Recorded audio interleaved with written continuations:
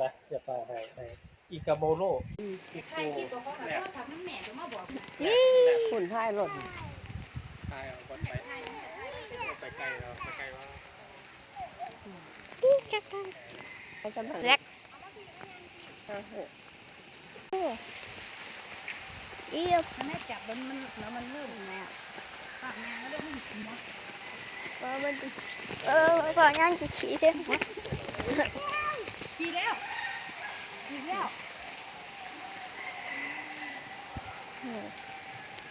ยิงกี่เส้นวะ มันอยู่ทั้งหัวเลยมันจะขี่ใส่หัวนู่นไก่ชดปะเนี่ย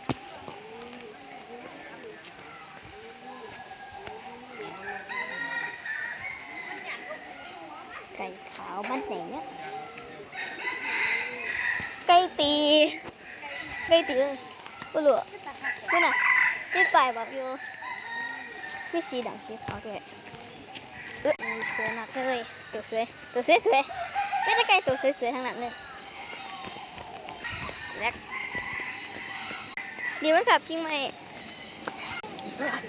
นี่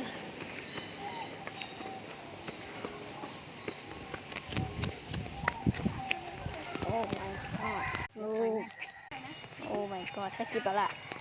ถ่ายรูปเลย